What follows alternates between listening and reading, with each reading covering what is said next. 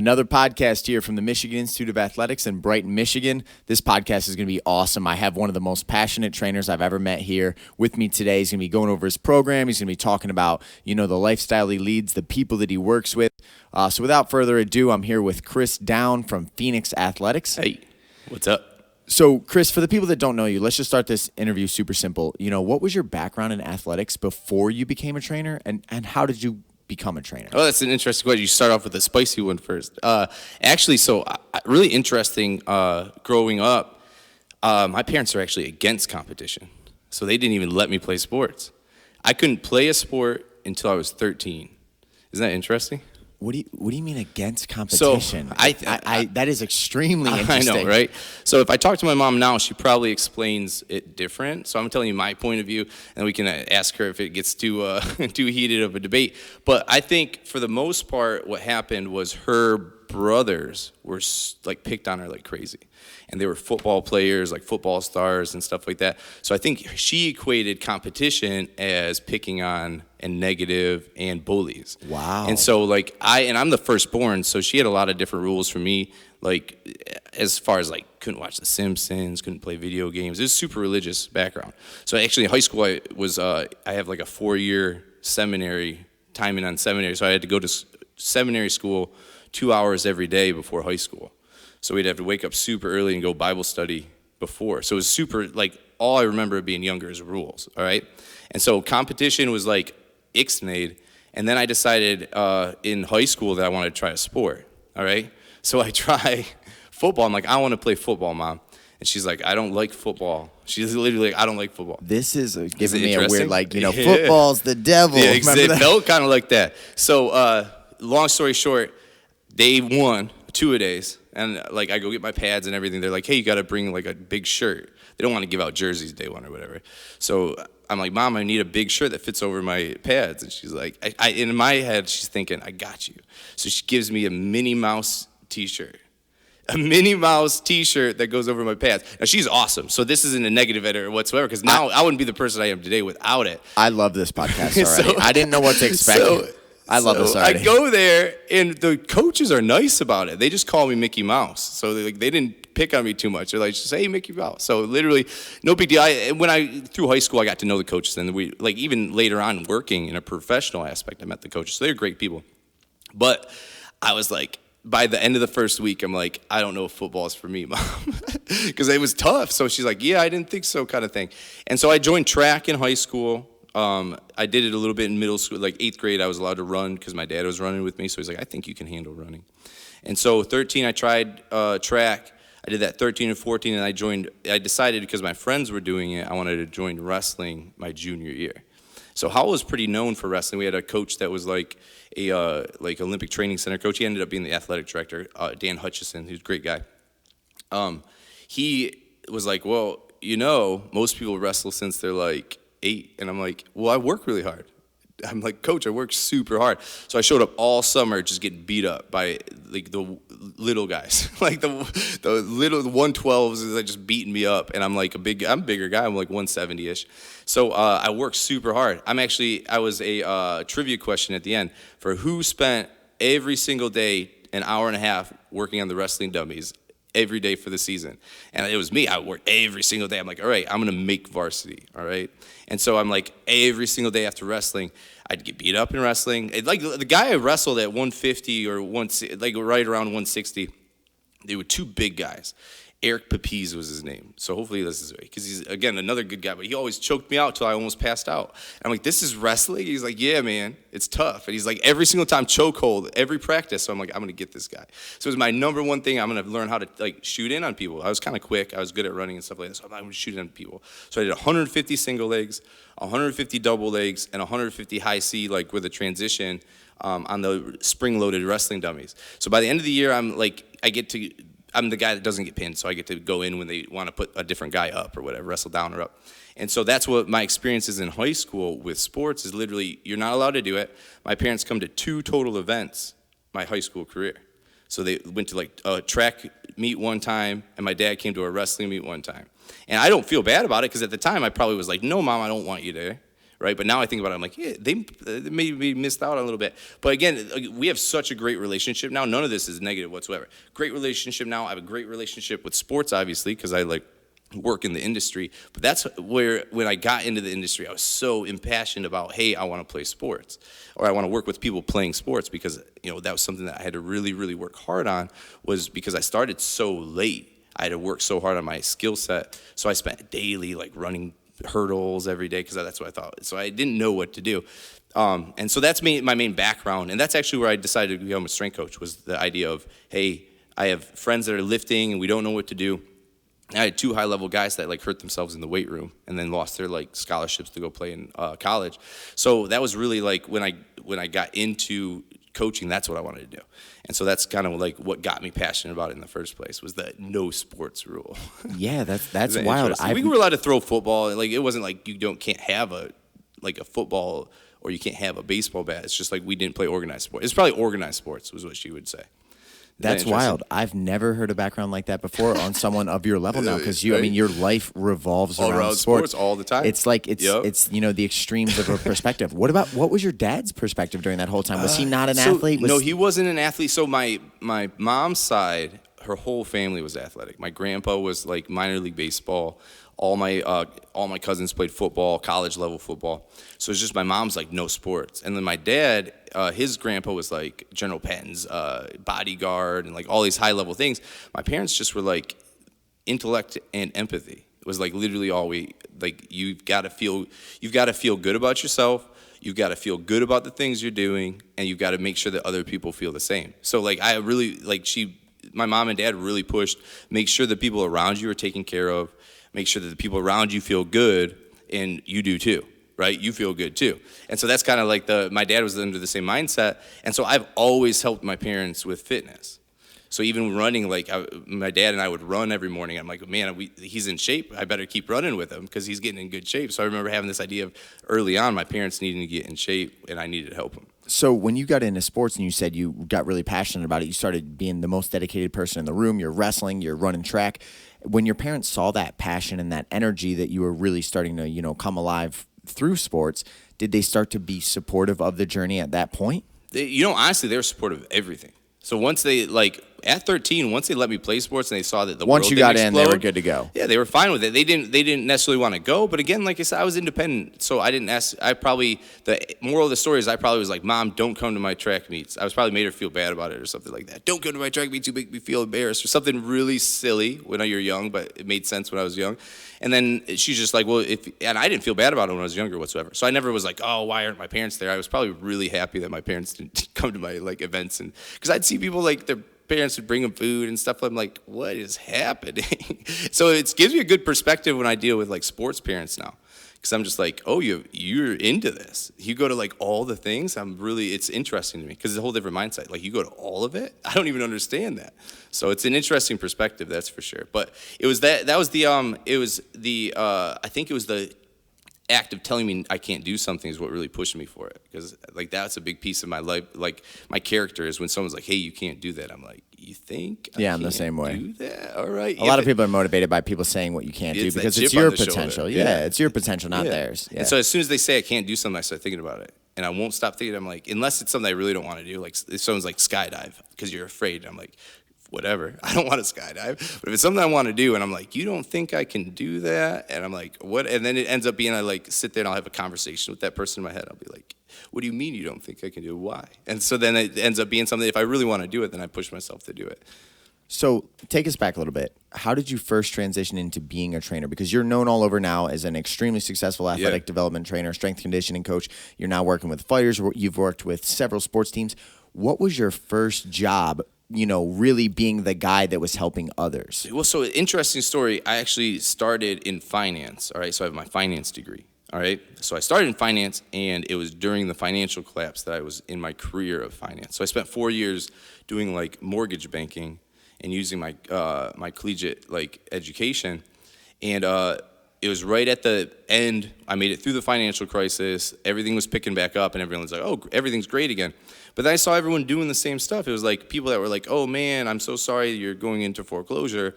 2 weeks later, they're like, hey, that loan's back. And they're like, you want to get it? And I'm like, what? So it really messed me up. And so, because I had people crying. And if you remember, like, empathy was a big piece. So I was known as like the worst salesperson because I'd just sit there and talk to people on the phone, and they'd be at Quicken. I was at Quicken at the end of my career. They'd have like sales coaches listening to you, and they'd be like, you're terrible at this. And I'm like, well, tell me why. Like, just walk me through it. And they're like, you're not closing. And I'm like, but they're all buying it. And they're like, well, you don't use closes. And I'm like, well, what do you mean closes? They're like, you don't lead them into buying anything. I'm like, well, the Relate people buy stuff from their friends. Like through my experience, people don't for the most part, they don't care what you can do. They care that they like working with you on what you do. And so like after that happened, I was like, well, I can just do anything. I just have to make sure people like it. That was the entrepreneur side that it made me realize that you just need to be really passionate about it. Now, obviously there's a skill set. You only get to work with the people that match your skill set. So when I first started out, finance just kind of imploded. I started, we saved up money, so I started my own financial brokerage firm out in Lansing. And I was sleeping in the office. I remember it was really tough. So I was sleeping in the office. I just had kids at the time. My filing cabinet had all my clothes and I had my sheets for my couch. I'd spend the whole week in my office, and then I'd come home on the weekends. I made it through like 90 days like that. We paid off all of our debt. Like, it was really successful because it was like the lowest interest rate or whatever, financial collapse stuff. And then I was done with that. I'm like, I'm done with this. It's no different. Like, I'm trying to be more helpful for people and understand people, but the people I'm dealing with are just trying to find money still. This is really difficult. So I'm like, I'm getting out of this career. So I remember walking with Hillary. Nighttime, it's probably 1 a.m. I'm all stressed out. I'm like, Hillary, what do I do if I don't do this? What do I do? And she looks at me really like serious in the eyes, and she's like, I'm like, what do I do? What am I good at? Tell me what I'm good at, Hillary. She looks at me in the eyes and she goes, I don't know. And so that was our big talk, like, what are you good at? So I had to really think about it. And at the time, I'd always been in shape. In college, I worked at GNC. And so I was like in sales. So I was good at sales, all right? So in GNC, I was known as like the best vitamin salesperson. And I'm like, well, I just ask everybody and I tell them what's in it. And I tell everyone they should have it. And I ended up being the best like vitamin. So it's like, well, people just enjoy working with me on fitness. So I was like, well, what if I try fitness? So I tried fitness first. I'm like, you know what? Fitness is the right way to go. And I had forgotten about my experience in high school until then because I was so busy. I forgot that I was like passionate about sports again. So I was like, once I had to decide on my career, I got into personal training. So I started in personal training, but it was the way that I started really highly rewarded sales. So I immediately turned into the guy that had everybody training with me. So I had a ton of people training with me, and I got the opportunity to really experiment, and I had full authority to do whatever I wanted. So that was really important to me because there was opportunities at that stage to go back to school and like go learn. But I realized how long it took me to learn the information for finance. Once I got into the business, all the stuff I learned in 4 years happened in like 3 weeks. 3 weeks of experience. So I'm like, well, I don't want to go to school. I want to get the experience, and then maybe I'll go to school later. And so I had 150 or so clients, and so I decided, you know what? Everyone's going to start on a nutrition program. So I'm doing 150 nutrition plans, and I'm just like, I'm going to do this. I'm going to get everybody losing weight. So we had a weight loss boot camp one time. It was 7 weeks long, and everybody in the boot camp averaged 11-pound weight loss. And we had 100 people in the boot camp. So we lost like 1,100 pounds or something crazy like that. And so I'm like, I've got to figure something out. Like, seems like it's easy. So throughout my career, things get easy, and I'm like, I got to do something that's hard, right? So I'm always trying to find the deep end, and not on purpose. It's not something I sit there and I read a book about find the deep end. I'm just like, this is easy and it's boring. And so every step of the way, easy and boring pushed me towards something that I was actually good at. So like, this is easy and boring. Go to something else that's a little bit more challenging. It kept pushing me towards stuff. I couldn't pick something that wasn't in my skill set. I had a wife, kids. I had to make money. So I had to use something that was in my skill set. So it was required. I was at like rock bottom, no money, and I was like, what do I do now? And it's like, do something that you're passionate about that utilizes your sales skill set, and that's where personal training came in. And once I got into personal training, everything that happened when I was younger like opened back up. It's almost like I was hiding it in my head to get me through finance because I had to be in finance. I couldn't figure out any other way to make enough money for my family. So starting in finance showed me like what I could do and what my like capabilities were. And then my brain's like, hey, remember you wanted to do coaching. And so then all of a sudden I had the opportunity I couldn't have done it before. I could have like volunteered, but I couldn't have done it full time because I didn't have any of the means. So it gave me the sales background, everything I went through, gave me the means to then get a large amount of clientele that allowed me to sharpen my skill set into something that I actually wanted to do. And it was a really interesting process. I didn't plan it out at all. It's just looking hindsight. Like on the way up, it was just react in every situation and put yourself in the deep end. So now at this point, you're a trainer, you're being successful, people are coming to you, they're raving about you, you're realizing, wait, I have a serious passion for this, I enjoy what I'm doing, I'm getting results for people, and you're starting to see this come to life. How did you then take the first step to open your own business? So you're training people at a facility, I assume, a local gym or something. Yep. And now you made that step to create Phoenix Athletics. Yep. Talk a little bit about that. Why the name Phoenix Athletics? How did you make that initial jump? Yeah. What was it like, taking that step off the comfort zone? You know what I mean? A lot of people, like you said, they get into certain spots and they stick there. You made that jump. Talk about that. So I was very successful at personal training. And personal training, it was always available because there's more people out of shape than in shape. There's more people sick than not sick. And there's so much money out there. People want your help. And so it was really easy to bring in people that needed my help. And so I immediately was not interested in it. And so it was really tough because it's super financially successful. And so I was like, all right, the only way to make this harder right now, because again, I didn't know how to break into sports yet. I was working with my clients' young kids. I was helping them with sports. So I'd work with a client, I'd help them lose weight, and they'd be like, you're pretty athletic. They'd look at me like, you're muscular. You can probably do it. And so they're like, can you help my kid? I'm like, well, I haven't worked it with kids yet or any young athletes yet, but I can try. So it was just saying, I guess the answer is saying yes to people when they ask you to do something challenging and making sure that, but the problem is you can't say yes and just like be like, well, I'll do it sometime.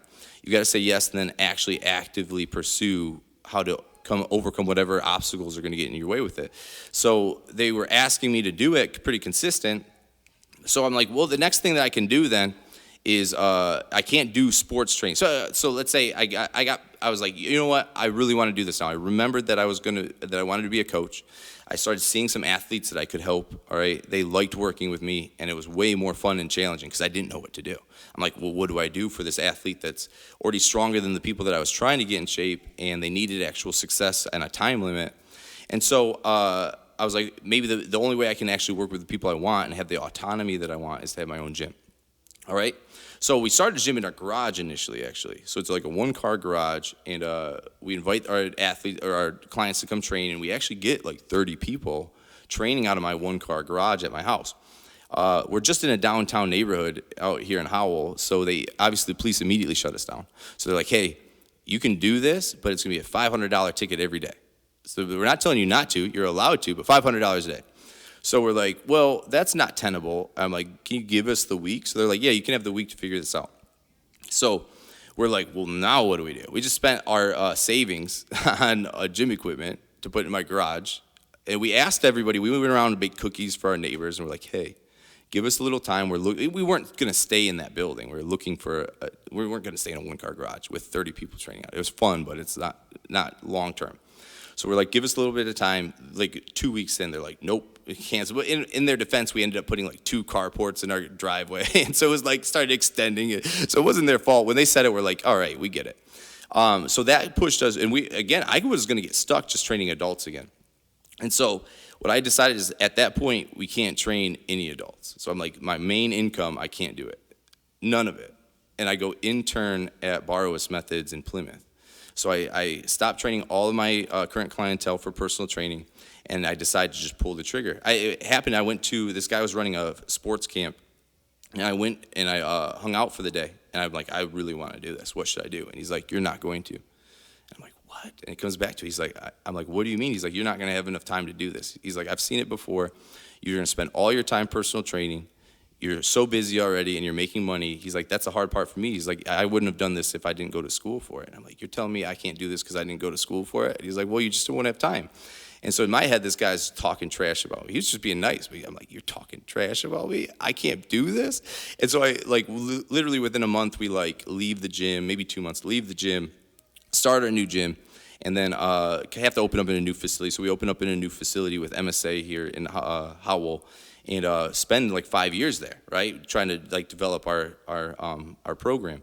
And so we run into a couple like hitches there where I'm not actually allowed to train very many people for like 11 months or so. So like we ended up just being like contractually obligated, I would say. Contractually obligated not to operate for an income for 11 months. But we had already opened up our gym. So I had a gym sitting there for 11 months where I was only allowed to train athletes. That's the only thing the lawyers got like allowed to train is athletes. So I had to. So one, I'm like, this guy's telling me you're not gonna have enough time. And then two, the other group's telling me it's gonna be really hard for you to do this. You're gonna have to kind of like fight your contract. I'm like, well, what if I just train athletes? So I'm like, at that point, I pull the plug again. So we pulled the plug initially 4 years early to stop doing finance and to do training. And then I'm like, oh, this was financially beneficial. Let's stop doing that. And so it's almost like I've always avoided this income, but it's not. It's just like it's easy, so I got to move on to something else. And so I interned unpaid for 8 months with Barwis Methods to learn how to do coaching. Now, as an intern, you don't get like shown everything. You just get to like shadow and like work the process.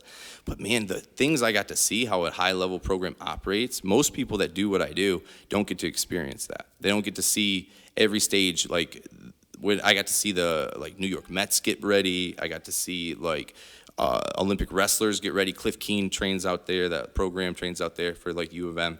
I got to see what's his face. A couple MMA fighters were out there. So the couple cool people I got to work with. I got to meet like Richard Sherman one time, Dominic Sue. Hillary actually became Dominic Sue's massage therapist while I was there. So she's actually more famous than I am as far as fitness goes. But that's a different story. But she's the one actually that started at Barwis Methods. So she's the one that was like, hey, he's going to intern here. And I was 30 at the time. So I did an unpaid internship for 8 months at 30 to make sure that I had at least the credentials to do sports training before I started. So then the last 7 years has been literally impassioned, educated, growing, constantly effort, just constant effort, deep end effort. Like every time I got one place that was like, hey, you're good at this, I'm like, you think I'm good at this? Let me show you how bad I can be. And so I'd get the next level of athletes. I was just saying yes when it was something that was slight. You can't like the deep end doesn't mean you drown though. You gotta be able to swim at some point. So you gotta be somewhat selective at what challenges you take, because it's also easy to take big challenges that sink you. So I think it's smart. You got to be smart with your deep end work. Like throw yourself in the deep end.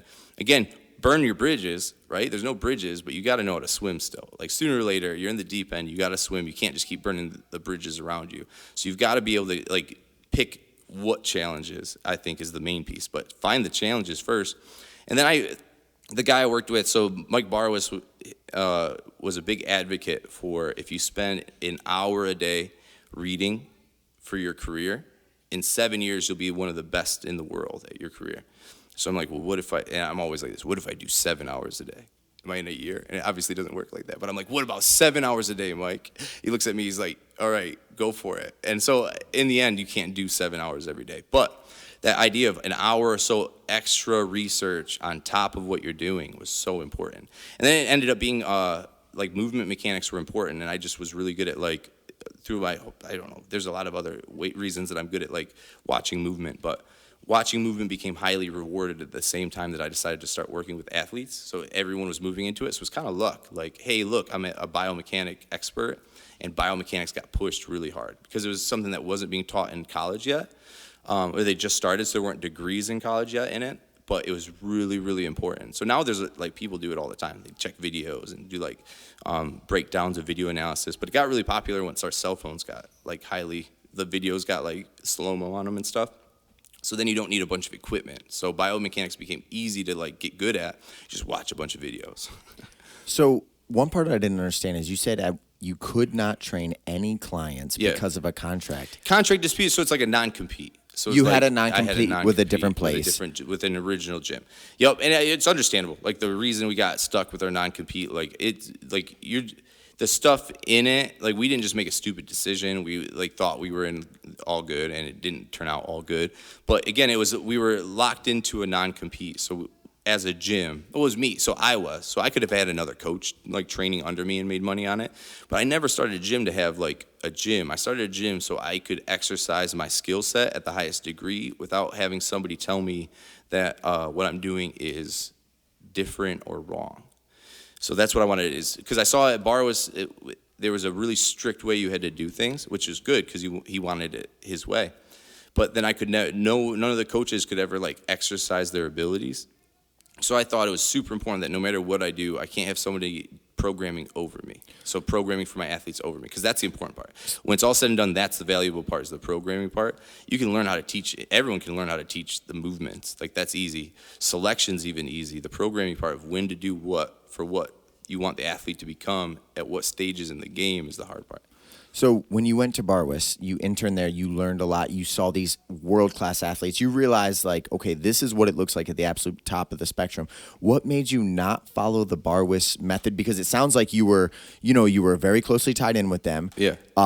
In my mind, from an outside perspective, I would think that, like, okay, you're going to intern under them, and then you probably do like an affiliate type deal. Yeah. What took you a different route? So we got through it in the programming. So I'm like, I want to get really good at this. So I would have classes of 15 people. I was like max of 15. So I had it set up where I had enough squat, right? So I had it planned out really. So my dad's a quality control, like a statisticians guy. So he does logistics for like large corporations. So he always talked about it when we were younger. So I'm always about efficiency. How much can I put in an hour or a half an hour? How can I get more out of it? So we had our gym set up so I could handle 15 people with an assistant coach. All right, so I had 15 people in there. I made it a important fact that I would write everybody's workout on a whiteboard before every class. So I would have like, some people were on the same workout program. So I'd have like 6 different programs that I'd have to write out every day. So I'm not only putting it together in a group setting so everyone could do their different workouts in the same setting, and then make sure that they had them all written out for them specifically. So I'd ask them how they feel that day. Right before I started, write their name on the board. I'd put the workouts that I had planned, and then I'd ask them how they felt, and then I'd adjust it accordingly for 15 people 3 times a day. All right, so I'd do that 3 times a day. I did that programming for 6 months to 8 months, maybe a year, and I was like, all right, this works really well. And so I obviously didn't want to do it anymore because it was easy and it worked well. So I'm like, all right, so what else is effective with coaching that I can start practicing that doesn't take away from my athletes? So I would always add stuff in that other coaches were doing. I'm really good at, again, the movement side of it. So I'm good at pattern recognition. So I'm like, I know why that, when I watch somebody doing something, I kind of can put myself in their shoes. Maybe that's part of my empathy that I got from my mom. But I can put myself in their shoes and I can think, all right, that coach is trying to accomplish this. And that movement fits perfect for what I want to do.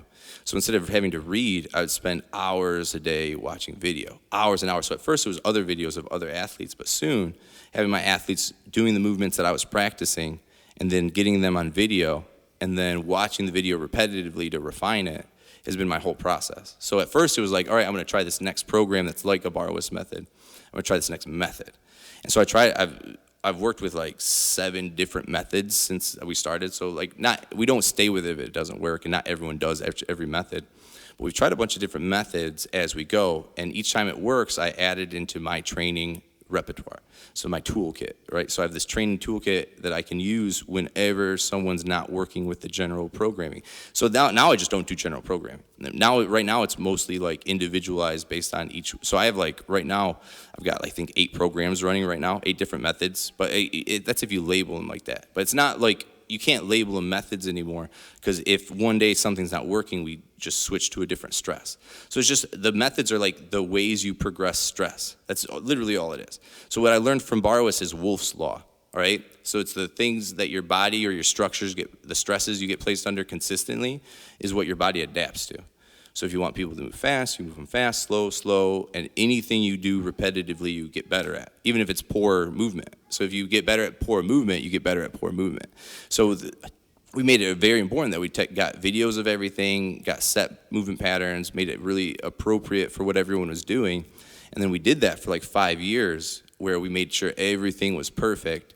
And then at one point, it just clicked, like, I get what people are looking for. And so I don't need to work on programming anymore. Like, there's no like methods to use anymore. It's just make sure the person in front of me gets what they're looking for. And that's obvious when it comes down to it. But we're also so insecure about our talents that we're like, we got to follow somebody that's been there before. So it's really hard to be weird. And so when I was younger, I was always weird. So it was easy for me to be weird. So I'm like, all right, I'm going to be weird here and do something that you guys don't do. So the high school for a while was really mad at us because we were training for like 2 hours. They were literally like, you can only train for 45 minutes. And I'm like, you can only train for 45 minutes because that's how many people you have and that's the space you have and you can only fit that many people. I'm like, I can train for hours. Like, just give me different stuff to do. So it was important that we trained 2 hours a day because everyone said we can only do 45 minutes. So I'm like, 2 hours every day. So we were the 2-hour workout people and everyone hated it. And then people were like, you can't bench press playing baseball. This was a little bit back in the day. So they're like, you can't bench press playing baseball. I'm like, you know what we're doing, guys? We're bench pressing. And they're like, well, what if we hurt ourselves? I'm like, you won't hurt yourself. We look at you. You're a human being. This is just a bar. I'm like, if you do it, as long as we pay attention to how you feel, a human being can lift a bar. You can't bench press? Well, who told you that? And so it's like so then they'd say it like that to their coaches. And I'm like, you can't say it like that to your coaches. But so we always have like a we're different kind of thing, which kind of is tough when you don't know if you're going to win. It's tough to like say, I'm going to do it different, but I don't know if we're winning. So with a method, if I'm doing let's say quote unquote Barwis method, I know I'm going to win because they've all won, right? So it's tough to be different and not know you're going to win.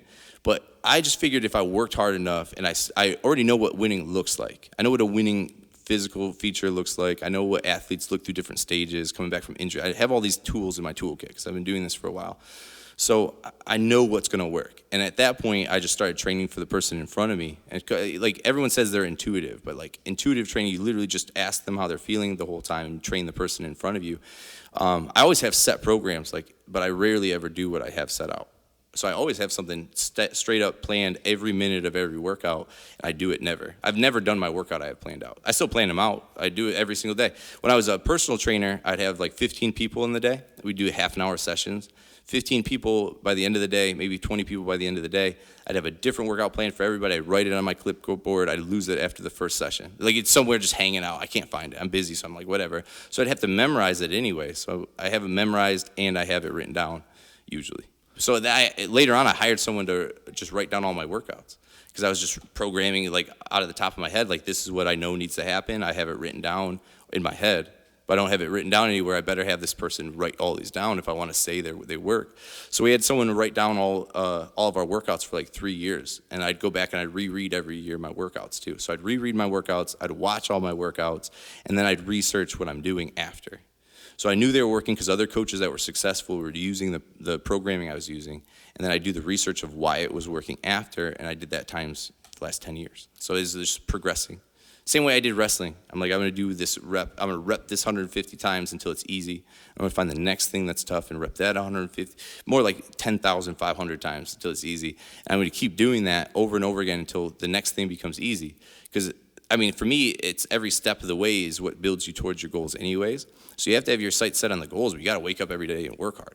So like my biggest thing is I've always told myself I'm a worker. Like I'll sit there and I can work for 12 hours straight, no breaks, whatever. Whether or not I'm physically able to, in my head I can work. I'm never worried about how many hours I have. Put me in 48 hours in a week and I've got it. Or 48 hours straight in that week and I'll work the whole time. And as long as I know that people are enjoying what I'm doing, it's like my fuel is the appreciation that like people know that they're getting everything I've got that day. Everything every time I work with someone, as long as you know that I'm giving you everything I got, it might not be the best thing I've ever done, but it's the best thing I can do right then every single time. I'm not phoning anything in. And again, it looks weird sometimes. I've got like big hellos and I start talking about crazy stuff, but again, it's because I just know that if we can get you relaxed and we can get you in a setting where you're ready to make some changes, my job's so much easier. So it's the community of it. It's building the whole class the way I want, and then implementing my knowledge. So it's more like, again, it's the same thing. It's set up the environment so people trust that you're going to do for them what they've asked. And they'll make changes really easy. I've seen a lot of people doing terrible, terrible workouts that are some of the highest level people ever and aren't getting hurt. And so people are like, oh, you'll hurt somebody with that. And I'm like, I've seen some crazy people work out for 10 years the wrong way and not even hurt. So it's different for everybody. So it's got to be different for everybody. Some people need to be really, really strict and safe with how they lift. And you know that right away. You won't accidentally hurt somebody. If you're talking to them, you're going to have a workout. If you're actually talking to somebody, it's going to be the workout that they want. because I mean, they're telling you, even if they're like, oh, I don't like what I'm doing, ask them another question, like, are you just being weak or do you not like it? And they're like, well, I don't like how my knee feels when I do it. Well, all right. No, is it hurt? Or is it just like you don't feel it? You just ask the third question. The first question is how you feel. The second question is, wait, what are you talking about? And the third question is this something we need to kind of take care of now? How do we approach it now? If you're asking those second and third questions, you're never misstepping, because it's like you're always asking what they're looking for. You know what you want to do. So if it's completely off page of what you wanted, then you probably should have a meeting about it. Like, you should, if you're in the right coaching mindset, in my opinion, you're not making missteps because you've already had so much communication that it's already planned out. Like, and if there is a misstep, you just have a quick meeting like, hey, this is what I was thinking. What were you thinking? And so that's what, basically every step of the way I've made sure every single person I work with feels like they can come up to me and be like, hey, that workout sucked. And I could be like, awesome, so why? Let me know what you're feeling. And so sooner or later you have less and less workouts that suck, but I always wanted people to tell me if that sucked. You're not going to hurt my feelings if you don't think my workout went good, if it hit the things I was thinking was going well. But the next time you probably won't see that movement in there that sucks so bad. I will get you something else that makes even more sense for what you're doing. So feedback, communication and feedback has always been a huge part of my progress with it. I love that you're not afraid to be a pioneer too, because you're talking on the concept of being a pioneer in many, many ways. You're talking about kind of breaking free from just traditional successful methods and saying, like, I want to be innovative. I want to challenge myself. I want to look at several different models and then find like the solution that I believe in, that I support. And one thing that I really like that you were talking about there was coaching the athlete right in front of you in that moment. Yeah. There's a lot of references between genius and simplicity. Okay. And I love the idea that you're saying, we don't need all this crazy ideology and theory, and you have to follow this exact pattern on this time at this. Coach the athlete in front of you. Learn that human being's growth patterns, and then figure out, like, what does the future final product look like? Where are we now? And how do we bridge that gap? It's a lot of effort. Like, it's not easy. Like, that's simple, but it's super hard to stay that focused during that session. So people write down strict settings for their athletes so that they can focus on coaching. But the problem is then we get stuck in coaching something that wasn't right for the athlete to begin with. So if you start off with the right stuff anyways, you get very, very few situations where you're just like pulling somebody through. Like, in my opinion, an athlete should be just jumping for the next thing, like, on fire for the next thing they got to do.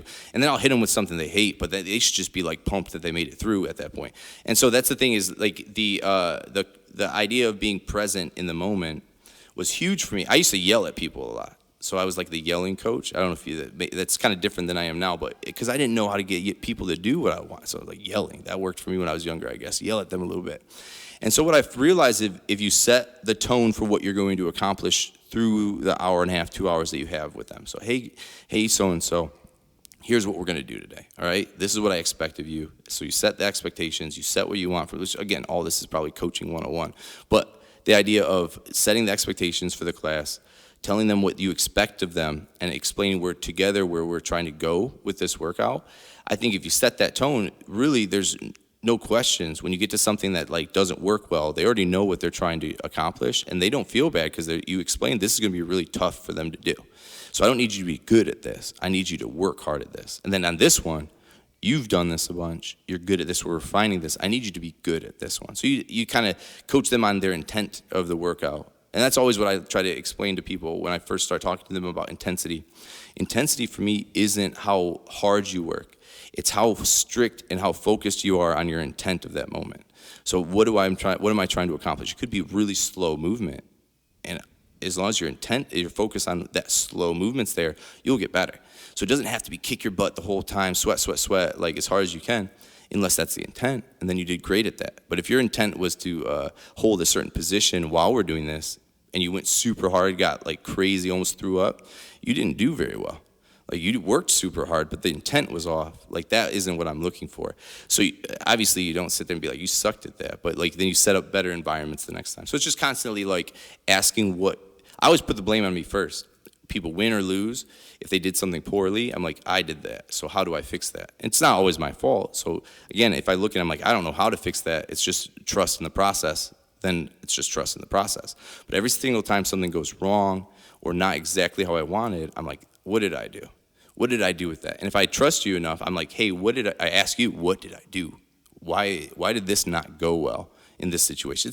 Again, if you have the trust built with your athlete, you know what time to bring that up. You can't just be like, hey, you can't, like, it's not insecurity. It's like, hey, this didn't go how expected.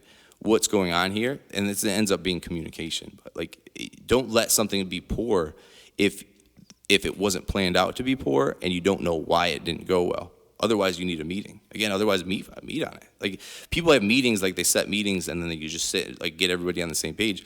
Don't set a meeting, just be like, hey, you, why didn't this go good? What can we do next time better to better this situation? As long as you start in like simple, non-serious stuff at first, then when you get to the serious stuff, it's a lot easier to broach that conversation. So that's always been what it was. Make sure that we're setting the intent of what we're doing, and then if we don't meet that intent, you don't need to yell at anybody. They understand it. They already feel that they didn't do it. These are high-level people. Even if they're just playing sports and they're not high-level sports, they're high-level people. Just playing a sport, people don't give it enough credit. Playing a sport in general, at least at the high school, maybe we can say pee-wee and whatever, it's just like jump out there, but at least at the high school, if you're in a sport, you're a high-level person. And if you're a high-level sport, then that's where, what am I doing telling you that you're doing something wrong? Let's figure out what your body is supposed to be doing. You're the high-level one. Like, my movements are there to progress you. So how can we progress you? So why the name Phoenix Athletics, and what is it like to run the business with your wife? Because it's a full family affair. Yeah, it is. You know, my kids are in on it as well. It's awesome, actually. So she fills a lot of roles. So she's like, and we communicate. We're like, all right now you've got to be the CEO. Like, I'm coaching all the time. I have no energy for the business progression part. You need to be CEO. And then there's times where I'm like, all right, I'm literally just running through teams right now. Zero brain work necessary. I just have to be on point when I'm there. I can be CEO. Let me go do the meetings. Let me go push the phone calls. And then when I get busy, she goes back to it. She's always been my schedule. I'm the worst with schedule. But she gets my schedule. So if anyone needs to get a hold of me, call Hillary. But Phoenix Athletics was cool. We were told, we started our gym.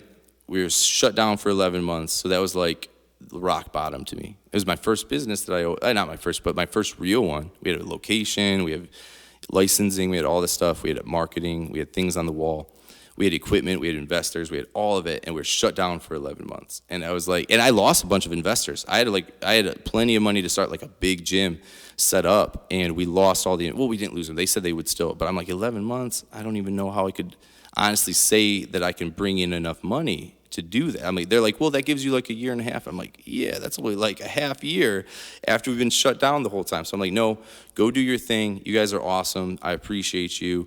We're just going to have to go with this on our own. And so we kind of like cut ties with everybody just because it was so up in the air at the time and people were so impassioned about it. They were like getting mad. And I'm like, no one needs to get mad at anybody. Like, let's just like hold the phone a little bit. So I disappeared. I got off all social media. I got off of everything for like 6 months. And so in my head, when we were like, what should the name be? We're like, well, we're literally just popping up again. So we're making all these phone calls. People are like, who, what, where'd you go? And so we're like, all right, rising from the ashes, but we know this isn't the last time. And so the cool thing about the mystique of a phoenix is it doesn't just burn up once and come back. It comes back and it burns up whenever it needs to and comes back. So whenever it has to change and metamorphose, it burns up and comes back. So that's what we liked, is the act that we're not going to fail this one time and be done. We're still, at that time I was like 30. I'm like, I'm going to fail probably 4 more times, pretty big, before, hopefully not like close my business down 4 more times, but ideas are going to get canceled at least 4 or 5 more big times before we're even anywhere near it. And it probably, if we look at it now, we're still not where we want to be. We could probably say there's been like 4 or 5 more big ones that were just like, whoa, that didn't work out. And so Phoenix kind of exemplified that. And then Hillary's she has a t-shirt business that she used to do a lot of work on. So we met at Nike. So we met in like the clothing industry. And I always wanted to design shoes. That was my thing. When I was in high school, I was like, I'm going to be a shoe designer. So I actually initially went to college for graphic arts. But I went to graphic arts, and there was like 6 classes, all full to the brim of graphic artists. And I'm like, this is not where you learn how to be a graphic artist. Look at all these kids in here. So I was like, I'm not going to do that anymore. So I went liberal arts full on, like took yoga classes and piano and just wasted money at college. But Hillary lived next to the college. She had an apartment there. So I just like hung out at her apartment and kind of went to school. And it was trying to figure it out. And then I was like, oh, finance makes money, and I want to get married. So every step of the way, it's like necessity was kind of how we provided for what we wanted to do. And so like the necessity we had my dad invested initially once we got shut down. So my dad's like, hey, here's your money, all right? And I'm like, well, now I have to, because I'm like, if I stop now, it'd be easy. If I stop, it's easy to stop. So easy to stop. So like the Phoenix to us meant you're alive, you gotta go. you burnt up. It's easier to stay burnt up if you're the Phoenix. It's not easy to come back. You know you're gonna burn up again. So like for us, it's easier to stay down, and I never liked the easy route. So it was important to like, hey, I've got to give this my hardest because everyone else is pulling for it. I've got expectation. I had all these pieces. So I had a lot of like people pulling for me to come back, and I'm like, you know what? This is the way to go. We've got our graphic arts done. So Hillary made like these Phoenix graphics and whatever. Our initial business was called the Junkyard, and she hated it because we were in a garage that had a bunch of junk. We didn't have any equipment yet. She hated it, so I'm like, we'll come up with a better one. And so she's like, here's the graphic, and then we came up with Phoenix together. So the graphic was kind of made first, and we came up with the name. So it was kind of all at the same time. But it had a huge piece. And honestly, at the same time that we were kind of starting, you guys had that Phoenix video. The SFS Phoenix video, that was a big piece to it because it had the like sales song in there, and we did a video, we didn't even see yours, and did like a sales song too, and we're like, man, so that was like a big piece of it, was like, hey, we saw that there's people around us in the community. So like even if you didn't know, weren't thinking about, I was thinking about working with you way back then. That's awesome, man. That's gonna jump me forward to where we are now. I want to ask you about. Right now, you no longer have anyone over your head. There's no boss. You run the show. You pretty much have one of the largest training facilities of elite athletes, right at your disposal. You're starting to work with the fight team. You're actually prepping a girl that's about to fight for a world championship belt for Invicta FC on UFC Fight Pass. Yeah. You have another gentleman you're working with that's fighting for a UFC contract. You've worked with multiple people that are going to be going for a UFC contract. With that being said, what are your goals here at the Michigan Institute of Athletics, and with there being no cap at all? Because I'm a visionary in the way that you are. We try to envision extremes, right? What are your goals here at the MMA, and what has it been like to work with these people that are on the verge of truly making their dreams come true? Well, so it's been huge because in my head, I always want to work with the best people. So like in fighting, there was not like I wanted to get into something that utilized my skill set, but I had no idea. And so like with fighting, I had worked with a couple athletes before. I'd worked with Josh a little bit and Bobby a little bit and Josh Wiesel a little bit. And so I worked with a couple people, and so I knew that somewhere in the wavelength I was in the right spot. Like at the time, we didn't keep working together because I wasn't quite there. In my head, blame myself first. So I'm like, all right, I'm not quite there. And so what I realized when we got back, like met up again, probably around winter last year, I had again filled my resume, right? And so probably no one was holding me back except myself, but I was like, I'm not ready to do this yet. So once I saw that I had the resume of success, that I could say, you know what, even though I haven't been doing fighting, I have this like resume of success, I know kind of what it takes, and these athletes trust me, I can figure this out. And so it was just like a whirlwind of learning as much as I could, as quick as I can, for the fighters, and that's been a huge piece of it. So a big piece of what I'm trying to do is sharpen that skill set as much as I can. So like as much high level, elite level, like MMA as possible. That's a big piece of what I want to do here, because that's something that in my head's wide open, and not very many people have at least the passion to do it the correct way. I'm sure a lot of people are doing it the correct way, but the passion to bring it to like a scale of people. So my goal is for me personally to always be the best at what I can do, but I know for a fact that there's a good mix of programming that can bring everybody into some elite level training. So the idea of finding what really works for MMA so I have the idea of what works for like softball and baseball and football, because I've worked with those a lot, and wrestling I've worked with a lot, and so fighting's got a different piece to it. And so the idea is to keep building my resume in these different sports so that I'm able to attract the highest level people that would take the most benefit out of what I do. And so that's always I don't care what your level is, if you can get the ultimate success out of what I do. And so what we find is some of the biggest needs are like groups, like teams. So like one of the things that we do really well that I really like to sink my teeth into is teams, because it's something that it's really hard to program for a large group of people, and we've done that a lot. I've worked with 100 people at a time for at least an hour and a half myself. So like I've done that multiple times. So I know that it's something that I can do that's not out there. So I want to work with teams and bring in my intuitive training to teams, and then I want to also make sure that I'm attracting the highest level athletes. So I think with MIA, what was a big attractive piece is it's open to all sports. And so I was like, you know what, there's no limitation here now. And if I was in a baseball facility, I'd be really limited to baseball and softball. If I'm on turf, I'm limited to shoe sports like cleats and stuff like that. And so here, my skill set in those other sports brings people to me. And then the idea that I can work with every sport was huge. So that was a big piece of what's, to me, a big deal about being here. So let's say people listen to this interview, they're Yeah. blown away, they see how passionate you are. I mean, it just exudes from you. It's I try obvious. to. So with that being said, how do people get started in a program with you? How do they contact you? You know, obviously they can come in and see you here, Yeah. but someone listens to this and they say, you know what, I want, maybe Yeah. they're an athletic director locally and they say, I want our sports team being involved with this gentleman Yeah. or we want our, child or whoever. How do they contact you? So that's a good question right now, because things are kind of up in the air with this like quarantine and stuff like that. Right now we're doing assessments first, so you can't just like drop in. So we don't have any drop-ins. So you contact us on any social, like Phoenix Athletics on all of our social, or my social will work as well. So those are the easiest way to get a hold of us, because Hillary's connected to everything. So message us somewhere and Hillary gets the message, and then she sets you up for an assessment. Everyone needs an assessment. So even if I do a team assessment, because otherwise, like, I need to see if I'm even a good fit for you at this point. So if I'm not a good fit for you, you got to go find something else anyways, because otherwise we're just hitting our head against the wall.